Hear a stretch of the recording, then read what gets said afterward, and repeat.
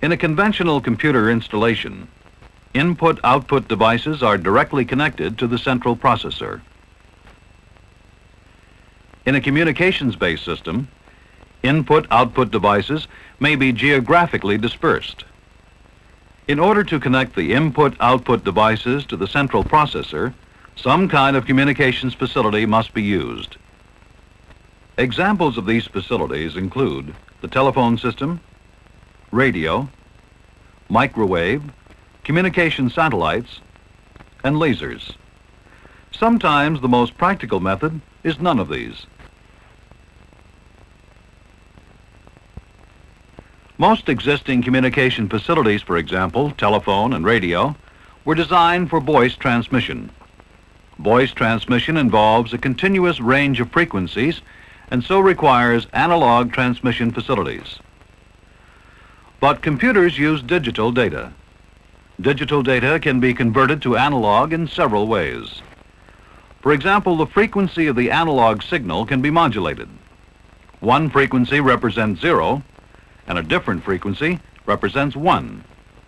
This technique is called frequency modulation.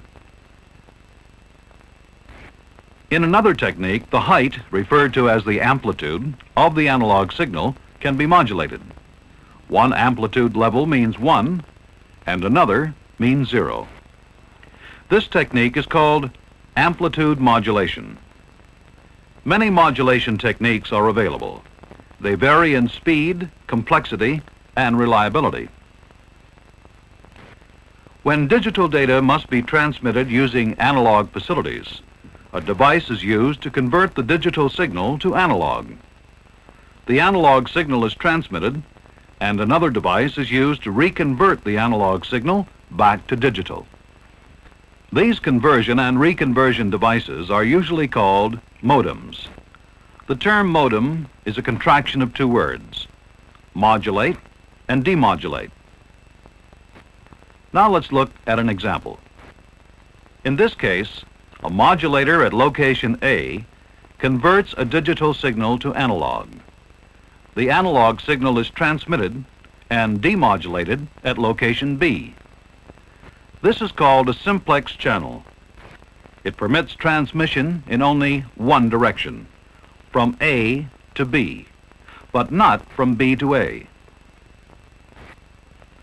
Another arrangement, having both modulation and demodulation capability at both locations, allows transmission from A to B, then from B back to A. Here, a common line transmits in only one direction at a time. This is called a half-duplex channel. Two-way simultaneous transmission is known as a full duplex channel. Let's review. Simplex channels permit transmission in only one direction. Half-duplex channels permit transmission in one direction and then another, but not simultaneously. And full duplex channels permit simultaneous two-way communications. As you have seen, data is transmitted over communications channels as a stream of bits. These bits are grouped to form characters. How they are grouped depends on the coding scheme. For example, extended binary coded decimal uses 8 bits, and the American National Standard, sometimes called Ascii, uses 7 bits. However, some communications techniques actually transmit 8 bits when the Ascii code is used. ASCII stands for American Standard Code for Information Interchange. Several 6-bit BCD coding schemes are also in use. Another example, Baudot code, uses 5 bits. Baudot code is widely used in data communications.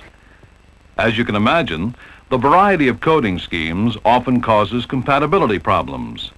For example, the beginning and end of characters must be recognized. Some modems recognize the beginning and end of characters automatically by means of a synchronizing or clocking feature. This technique is called synchronous transmission. Most medium and high-speed modems are designed for synchronous transmission. Another synchronizing technique synchronizes by character. This technique uses a start bit to mark the beginning of a character and one or more stop bits to mark the end of a character. This technique is called asynchronous transmission. Asynchronous modems are generally used for low-speed devices such as teletypes. However, some medium-speed devices use the start-stop mode for communications. Now let's look at how data is transmitted in more detail.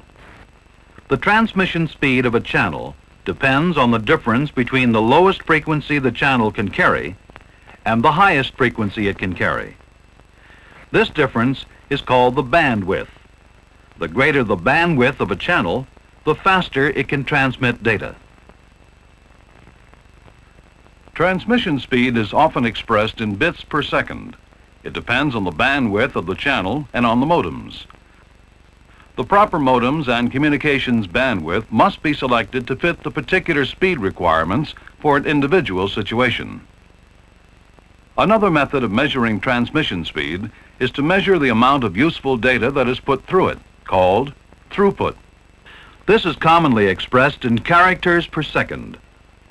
Throughput depends on all the elements of a communication system: the terminals, the modems, and the communications channel. Let's review why.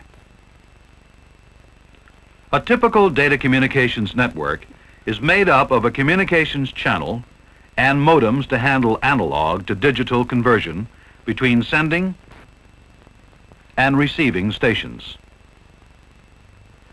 The communications channel may use any or all of these facilities and may be simplex, half duplex, or full duplex. Since these facilities generally use analog transmission, we must employ some kind of modulation technique to carry the analog representation of digital data.